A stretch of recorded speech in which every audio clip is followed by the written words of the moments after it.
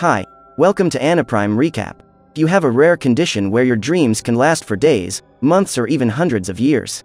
As a result of this, your body starts to degenerate, transforming into a completely bizarre alien. In today's video, we'll continue our journey through the tales of the Junji Ito collection anime. Today's scary story begins with the tale called Bridge.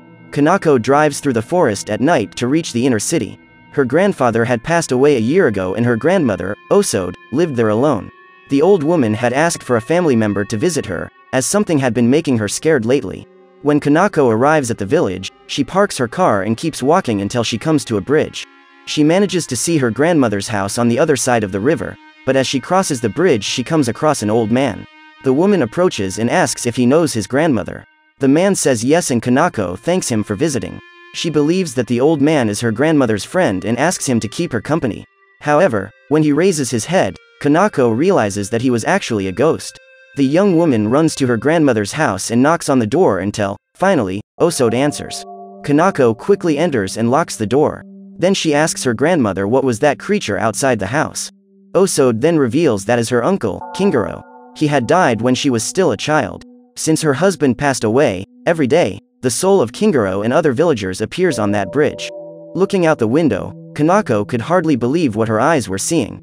Her grandmother says that the ghosts are calling for her all night.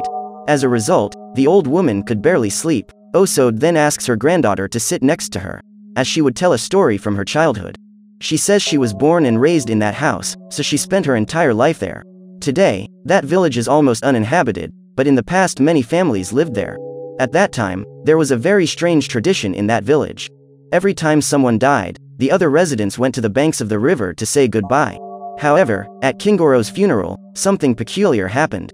His body was lying on a stretcher, following the river path. Upon reaching the bridge, the stretcher hit a rock and the man ended up in the water. Then the body sank instead of following the current. Those people believed that if the dead followed the river's current on their stretchers, they would float up to the heavens. But as Kingaro had sunk, his spirit would stay in that place forever. The last, until then, to suffer the same fate was Shokichi, a 2-meter man and Osode's first love. He was a young man in his 20s who, despite his size, had a really soft heart. For his funeral, it was necessary to use 2 stretchers. Osode was very sad and watched the ceremony from the bridge. However, Shokichi's stretcher crashes into a rock and the boy is knocked over. However, due to his size, his body gets stuck. When she looks down, Osode has the impression that her late fiancé is staring at her. Some men use a branch to help the boy continue his journey, but his body ends up sinking in the river and his soul is imprisoned there. The woman believes that her old family members are waiting for her. That's why the ghosts come every night to call her. Osode cries and confesses that she is very afraid. Kanako looks out the window again, and this time, she manages to spot Shokichi. She promises her grandmother that the next morning the two of them will leave that place. However, Osode believes it is too late and she will not last long. The woman asks her granddaughter that when she dies, the girl will bury her body and still says that, whatever happens, she doesn't want to go down that river at all. After making her last wish, Osode loses her strength. Kanako tries to wake her up, but when she realizes she is still inside her car, the young woman believes she got tired from the trip and then stopped on the road to take a nap. Still, she is very scared because her dreams seem to be totally real. She follows the path until she arrives at the entrance to the village. After parking the car, Kanako walks through the forest and, a little further on, she manages to see the bridge. Her body feels goosebumps as everything was happening exactly as in the dream. When she arrives at the bridge, the young woman comes across an elderly man. However, this time Kanako passes him and goes straight to her grandmother's house. But to her surprise, that man was not a ghost. He was an old resident of the village and informs the girl that Osode has just passed away. Kanako refuses to believe that story. She goes to her grandmother's house and looks for her everywhere. When she doesn't find her, she goes outside and spots dozens of ghosts gathered to celebrate Osode's arrival. As she floats down the river, her stretcher crashes into the bridge and her body sinks. Kanako tries to stop it, but it's too late. It was a day of celebration for those souls as Osode and Shokichi could finally get married. When she looks back at the bridge, Kanako notices that all the ghosts are gone. Her souls join Osode and together they follow the flow of that river. Unfortunately, the young girl was not able to fulfill her grandmother's last wish. We now move on to the second story. The circus comes to town. The Great Papyrus Circus arrives in a small town in the countryside of Japan. The Master of Ceremonies welcomes the visitors and announces the first performance, which is made by 3 clowns. However, the show does not last long. Seconds later, one of them has an accident and is taken off stage by his colleagues. The second act is what everyone has been waiting for. Layla, the main attraction, walking a tightrope. The girl was scared and visibly sad. A young man in the audience looks at her and recognizes her.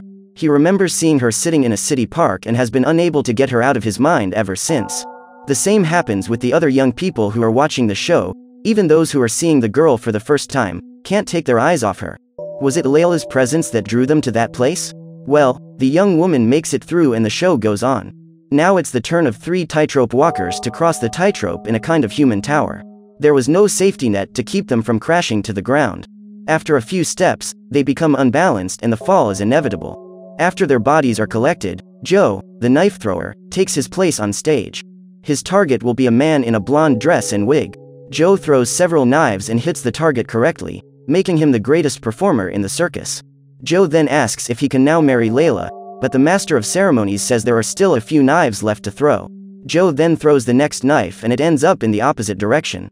He tries one more and ends up hitting his colleague in the chest. However, Joe doesn't give up. He is determined to earn the right to marry Layla. For that, he decides to create a new trick. This time, he will be his own target as he throws the knives. Joe lies down on the floor and throws the first knife up. It lands right next to his face and he continues.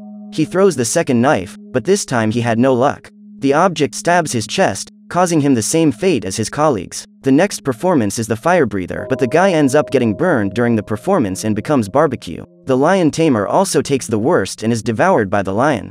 The entire audience is terrified to see that massacre, but the show goes on. For the last performance, Mario, the newest member of Papyrus Circus, would partner with Layla on her trapeze. The young woman begs him to give up, as he would surely end up dead. She even claims that the master of ceremonies is not a person, but a demon, a reaper of death. According to her, his role is to present the show and collect the souls of the artists.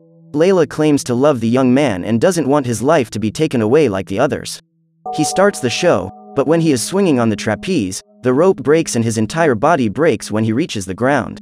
At that moment, the master of ceremonies begins to cry and says that all those events that followed were a great tragedy. He then asks the audience who would like to join them to work at Papyrus Circus. The man also promises that whoever has the talent to become the big star will be able to marry Layla. In this way, the master of ceremonies who, according to the girl, was in fact a demon, gets new victims to work in his circus. The only survivor of that freak show, the clown, calls Layla and tries to convince her to run away from that place with him. But before the girl could accept, the knife that Joe had thrown before comes loose and lands on the clown's chest. Do you think anyone will be able to defeat that demon and save Layla? Or is the girl doomed to spend her life serving as bait so the Reaper can keep collecting souls out there? We move on to today's third short story, called Long Dream. Mommy has a serious illness and has just been hospitalized. Despite believing that she will die soon, her biggest fear is that her existence will come to an end. Just the thought that her life will end makes her desperate. During the night, the girl notices the presence of someone outside her room. The door slowly opens and what she sees next makes her terrified. The next morning, the doctor goes to her room and the girl claims that she doesn't want to die. The doctor says he is doing his best to treat her illness and needs the young woman to have hope. Mommy says that the night before, she dreamed about the Grim Reaper and that was a sign that there was no more hope for her. However, Kuroda says that what she had seen was not the Grim Reaper, but a patient from the hospital. The girl counters saying that it is not possible for that to be a human being.